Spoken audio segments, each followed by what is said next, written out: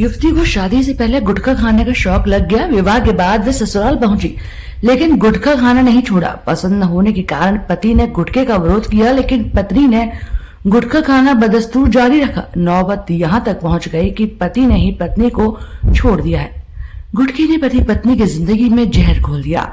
युवती शादी से पहले गुटखा खाती चली आ रही थी। विवाह के बाद ससुराल आने पर भी उसने जब गुटखा खाना बदस्तूर जारी रखा तो सुबह उठते ही गुटखा खाकर घर का काम करती। ये ससुराली जनों को नागवार गुजर रहा था। पति ने इसका विरोध किया, कई बार समझाया, लेकिन गुटखा न छोड़ने पर पति ने अपनी पत्नी को ही अब छोड़ दिया है। छत्ता क्षेत्र की रहने वाली युवती की शादी शाखन क्षेत्र में रहने वाले युवक के साथ हुई थी। हैसियत के अनुसार परिजनों ने दान दहेज दिया, लेकिन गुटखे से घर में रार शुरू हो गई। गुटखा खाने पर शुरू हुआ विवाद संबंध टूटने के कगार पर पहुंच गया। पति गुटखा खाने वाली पत्नी को छोड़ने पर आखिर मजबूर हो गया। काउंसलरों ने समझाने का प्रयास किया, लेकिन गुटखा खाने वाली पत्नी को पति किसी भी सूरत में रखने को तैयार नहीं है। तो वहीं पत्नी का आरोप है कि उसका पति गुजरात में काम करता है। उसके गुजरात में लड़कियों से अवैध संबंध है। उसके मोबाइल में लड़कियों के नंबर देके और बात करते सुना है।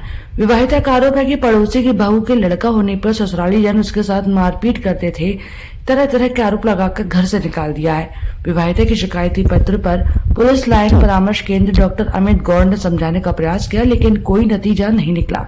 इसके बाद मुकदमा लिखने के आदेश किए गए हैं। परामर्श केंद्र में बहुत अजीब तरह के मामले हर बार आते हैं। हम लोग इतने सालों से काउंसलिंग कर रहे हैं, उसके बाद भी हम लोग हर बार शौक होते हैं कि हर बार नए तरह के केस आते हैं। इस बार एक परिवार इस बात पर बिगड़ गया कि लड़की गुटखा खाना नहीं छोड़ना चाहती। लड़के का था कि गुटखा छोड़ दीजिए, पर वो लड़की किसी भी कीमत पर गुटखा खाना नहीं छोड़ना चाहती। वो मसाला खाती है, हमारे पास भी आती तो मुँह उसका भरा ही रहता है। अब उसका परिवार बिगड़ गया, पति तलाक देने के लिए तैयार है, ले जाना नहीं चाहता, पर वो गुटखा नहीं छोड़ सकती।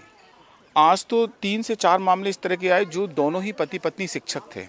अब शिक्षक होने के बाद इतने अच्छे कॉलेज और स्कूलों में लोग पढ़ाते हैं, फिर भी उनके आपस में मन नहीं मिल पा रहे हैं और एक दूसरे पर एक्स्ट्रा मैरिटल अफेयर और अवैध संबंध के आरोप लगाते हुए आज 3 मामले ऐसे थे, 4 मामले ऐसे थे जो कि शिक्षक के ही थे। और हमने सबको अलग एक तारीख दे दी है। देखते हैं अगली तारीख पर हम किस तरह इनको मिलवा पाते हैं, कुछ कर सकते हैं। Thank you.